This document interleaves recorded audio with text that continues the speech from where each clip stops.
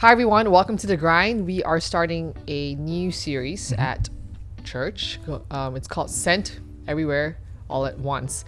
Basically, the theme of it is talking about missions, and basically God's heart is to, see his people redeemed and reconciled back to him. Amen. So yeah, missions. Woohoo! Awesome topic. Wow, it is all awesome. No, but really, it is. It is a really good topic. I mean, like... Someone's supposed to ask me about missions, not me starting to talk about missions. So, Pat, why don't you tell us about the missions trip you just went on? Where did you go? What did you do? Who did you see? I love how organic this is, bro. So organic. Should we try that again? Okay. Wait. Pat, you just went on a missions trip, right? Mm-hmm. Yeah. Recently? Yeah, this summer. With the back pain. Actually, yeah, with the back pain. Oh, that was the worst timing to be going on a mission trip. It's like the day before, hurt my back. And then, 2 days before, I hurt my back. And then I go on this trip with, And then she comes waddling into the office like an old woman. Yeah, literally. And also you've got like 2 kids that you need to run after as well. So, but it was good. It didn't really bother me. Thankfully, thank God, because on Wednesday or Thursday we're doing some serious like children's ministry stuff, and I was like, well, this back better help me out, because can't be like running after kids or doing stuff.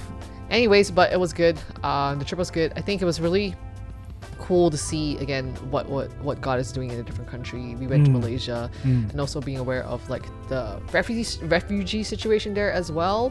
I think that was really eye-opening too.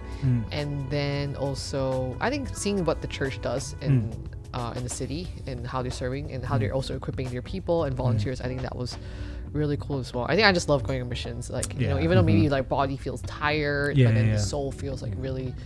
There's a feel of accomplishment in a way. It's definitely not a holiday, is it? Yeah, no, it's not a holiday. Yeah. But for you, what do you think? Like, what is something that you would sort of remember in this particular mission trip that you haven't experienced back when from your other mission trips? Yeah. I mean, number one, I didn't lead this trip. I was more like a participant, so that's already different.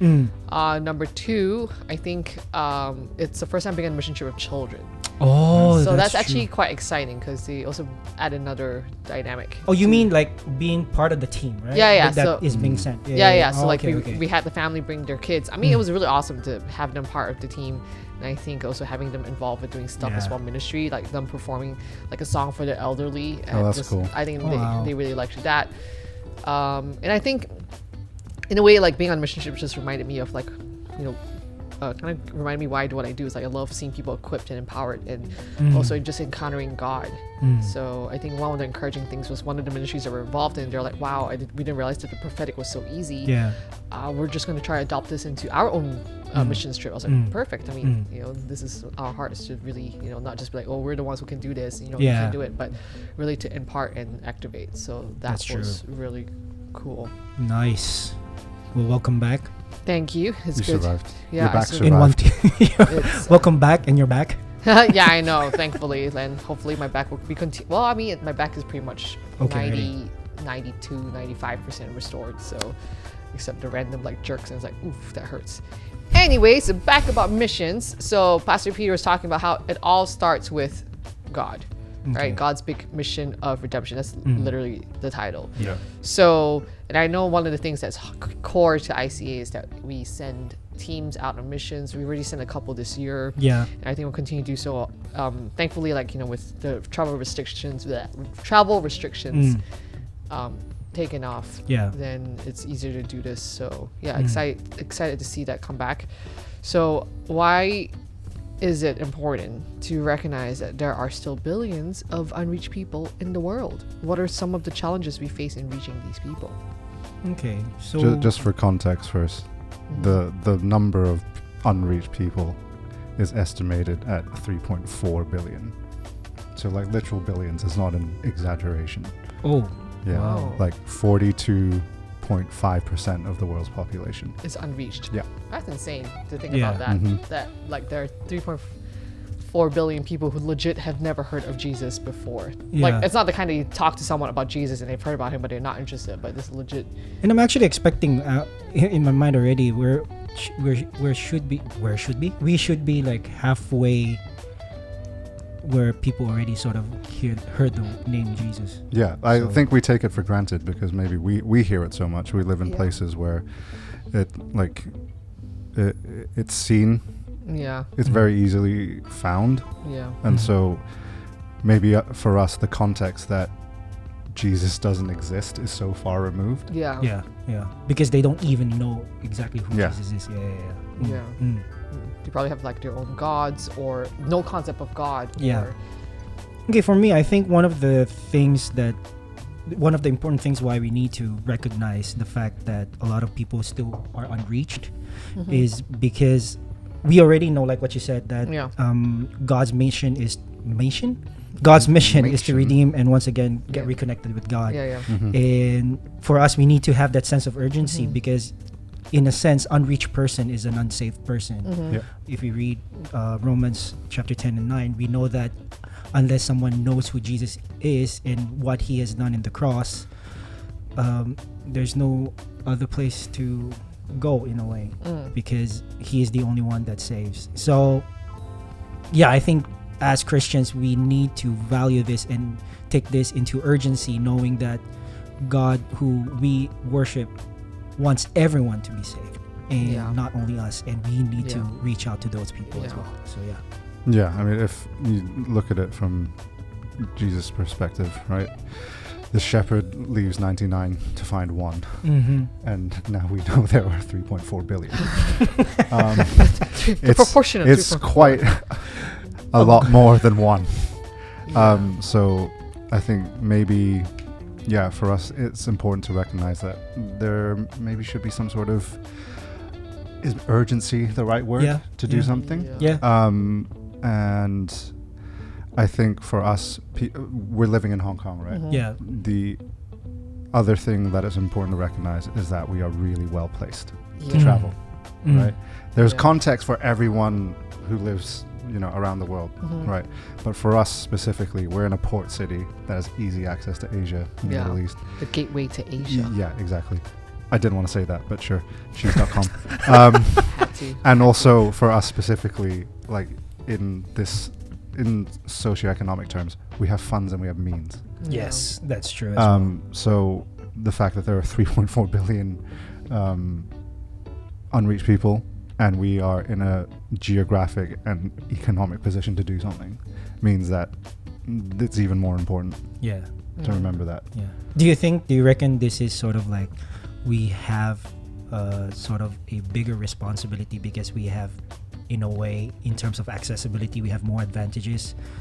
Do you feel that the responsibility has increased even more? There's sort of like, like as parents, like if you receive something and you're able Yeah. to do things, Thank the you, expectation has gone up. I mean, I know that. Are you saying with great power comes great I was, responsibility? I was waiting for that line. Is that what Yes, we're getting yes, at? I was Then getting yes, there. I think so. Yeah. Yeah. Yes. Yeah. Yes, I cannot follow up with that. With great power comes much great responsibility. Thank you, Uncle Ben. Yeah. May he R.I.P. rest in peace. Why are we laughing about that? Anyways, Because Yeah. he's fictional. yes. Interesting. Hong Kong is the gateway to Asia. Singapore also pivots itself as the gateway to Asia. So really, we've got multiple gateways. Fight! Multiple gateways to Asia.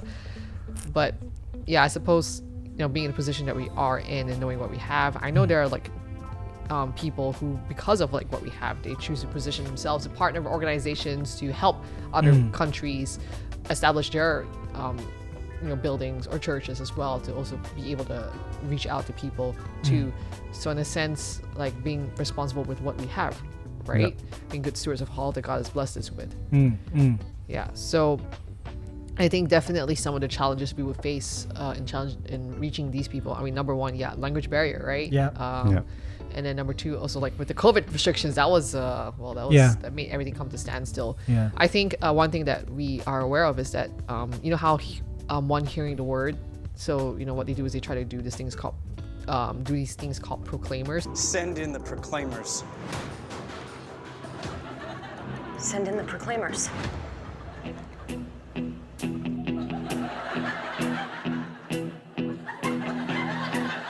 When I wake up So it's basically the Bible, but the audible version of it. Because I think some people, they don't necessarily have access to the Word of God. Not everyone has access to the Word of God. I mean, we have Bible Gateway. We have like YouVersion Bible app. It has all the languages. But some people legit don't have a device, right? Yeah. So I believe like And not everyone can read. exactly Yeah, that. that's true too. So hence they can actually listen to the Bible and make sense for them. So yeah, one hearing the campaign is doing amazing work in that sense. Wow.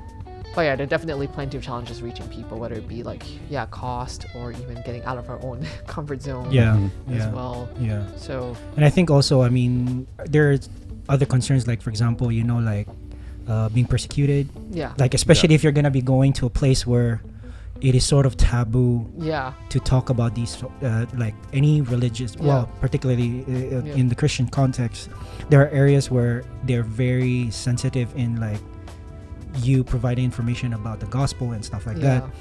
And I think that's something that if you're gonna be sent to a place will be in your mind. yeah, So yeah, I think that's one thing. Yeah. yeah, I think also, just the receptivity of the people. Oh, okay. And our own self-awareness of Yeah. that. Like, if people aren't receptive, it doesn't mean no, don't share. But we have to go about it with nuance. yeah, Understand people's cultures. Yeah. yeah. Like, you guys know about John Allen Chow, right? Who? The missionary who Oh. went to the North Sentinel Islands off the coast of Sri Lanka, Okay. which are protected by the government Mhm. because of indigenous people there who have never had contact with the outside world. Oh, Okay. But he just took it on himself okay. to go there. And He was met with violence. of course, He died. Oh, So I think I remember this. there is, I mean, that is an extreme example, right? Mhm. Completely untouched culture, protected by the government, Yeah.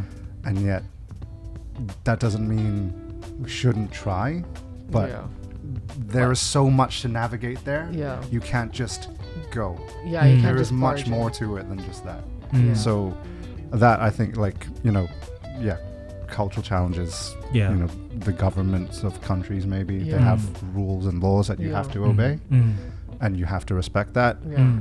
There's just so much going into it that you need to navigate sometimes. Yeah. Yeah.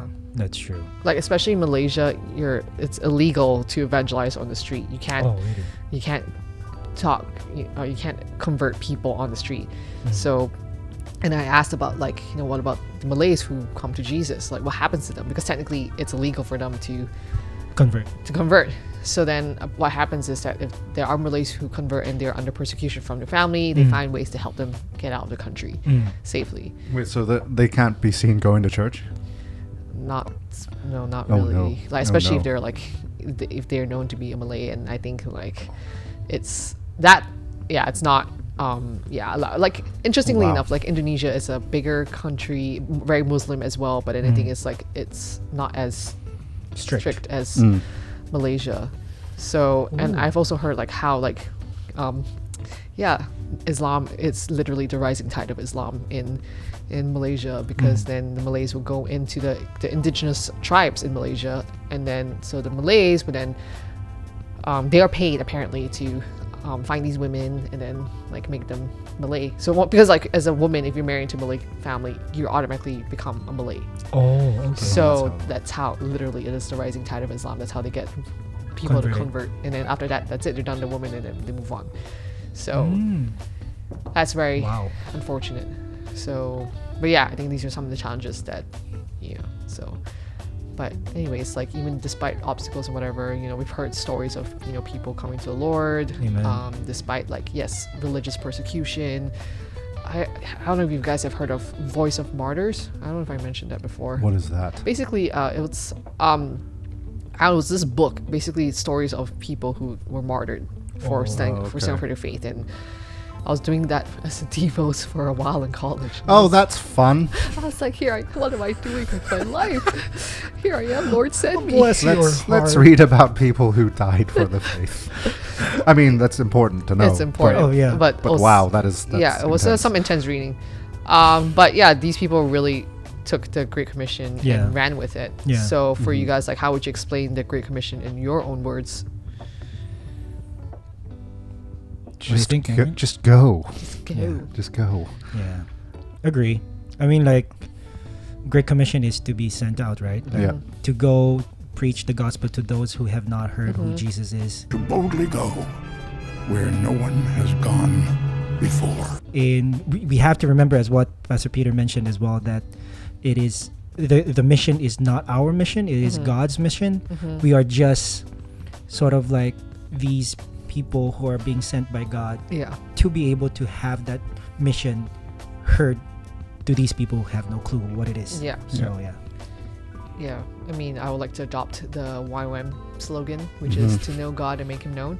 Because yes, the Great Commission is to make disciples of all nations, but in order to make disciples of all nations, you first of all need to understand the reason behind why you're doing You that. need to be a disciple yourself. Exactly, and you need Yeah. to know God. Yeah. So I think first of all is to have a relationship with God, and then also, understand this is a God that you have. Sneaky refill. Sneaky refill. Sorry. And then, then make disciples. So Yeah, I like that it is also, it's not just like a command. Yeah. Right at the end, there is Mhm. also a comfort, like, behold, I am with you always to the yeah. end of the age. Yeah. yeah. And if we go back to what we discussed about Esther, Mm-hmm. it's if you want to be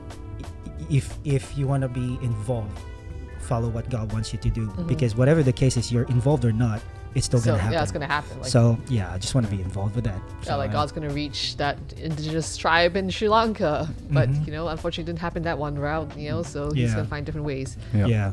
So yeah, it's important to say, be obedient to God and follow what he says.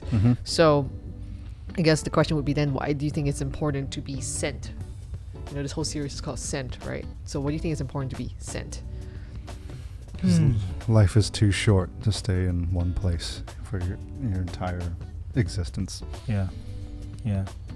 And I think also is like what you said, it's time for you to get out of your comfort zone when you are in a place where you feel, I mean, like, of course it's always good that you feel safe in a way you have a certain type of, I don't know if I should say the word control, but sometimes you're like, you feel so secure in where you are at, and maybe this is also the time that you need to go out and ask God, so Lord, I'm available, what do you want me to do?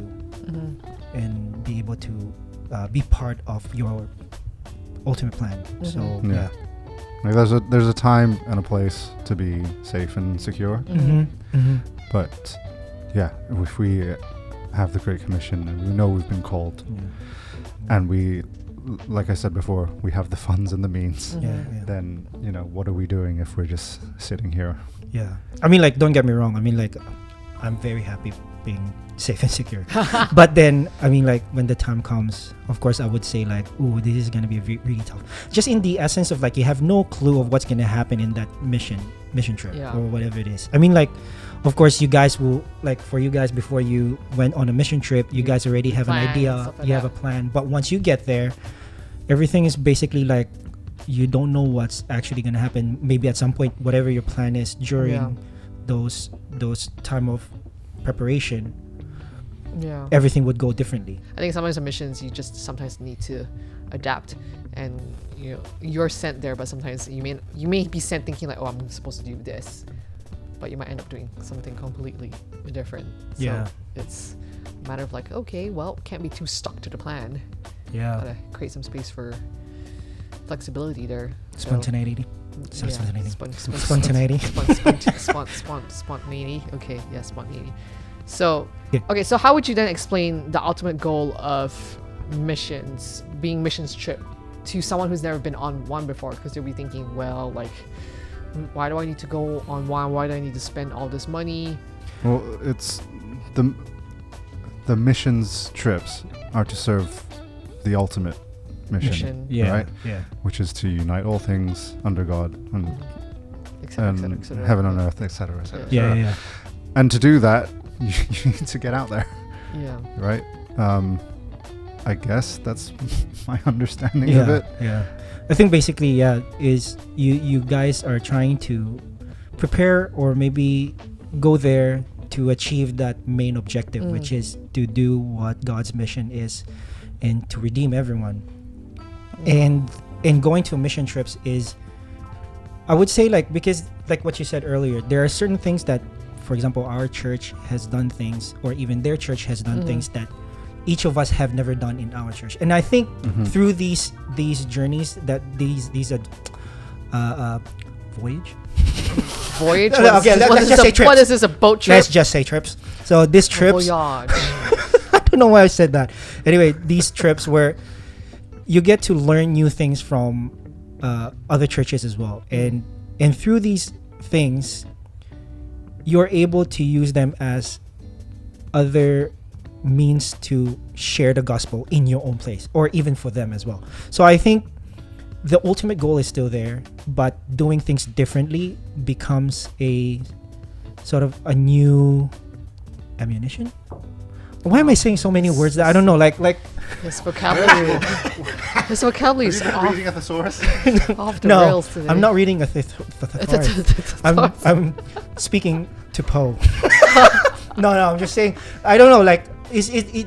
Anyway, what I'm trying to say is, going into mission trips, you start to learn different things with the same body of the church, and you can be able to work together as one. That's what I'm saying. Hallelujah, praise God. Yes. Nicely done. Nice. You got there in the end. Yeah, I sweat. Finally. I sweat a lot. I mean, I remember having a conversation about this with someone, because they've never been to missions, and so Yeah. I was like, because you can technically change the life of one person, Yeah. just but then also logically it's like, well, it's just 1 week, what can you do, right? So, and sometimes, like, also with 1 week, sometimes people who are not sensitive can go in and ruin the work of what the church is doing Yeah. by like the careless things. Yeah. So anyways, but I would say, like, it's something that I know that we tell our people here at church, is that we see it as a vision trip. What is God doing? What is God saying to you? Be aware of what's happening.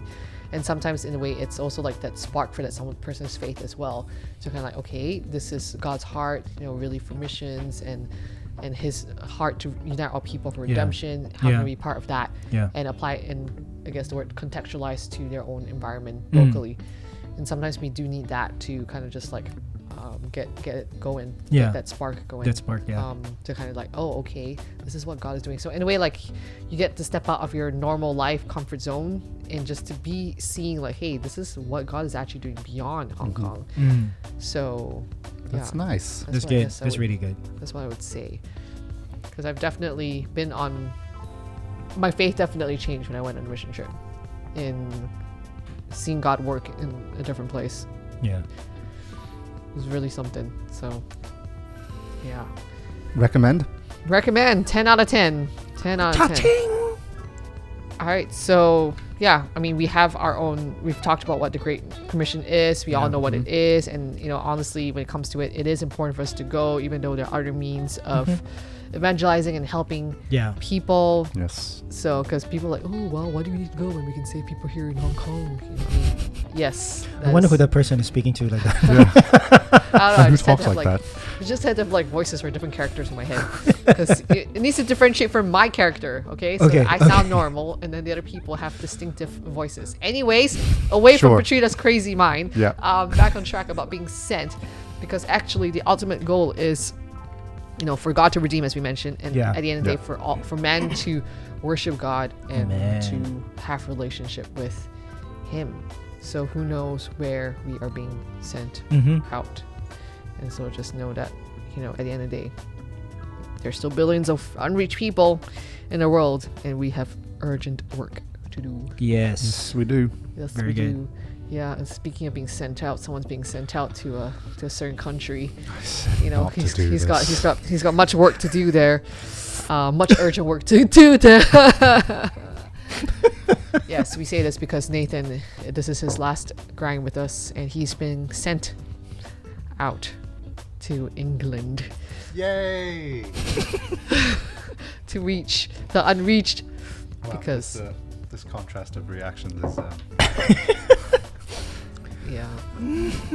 Yep. So yeah. Bye everyone. Literally, it's by everyone. But yeah, we are thankful for all that Nathan has done for us, for the grind, and for making it the way it is. So thank you, Nathan, for all You're that you so welcome. Thank you. And thank you for this. His face is as red as his shirt. Yes, it's been a joy, and it definitely is going to be different without you. But anyways, we know that we'll stay in touch, and so go forth and make disciples of all English people.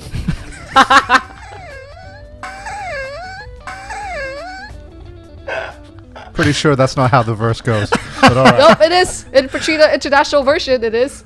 Yep. It's gonna be fun. It's gonna be fun. Yeah, it will. Go and be blessed. All right, that's it for the grind. Thanks for joining us, and we will catch you at our next episode. Bye. Bye forever.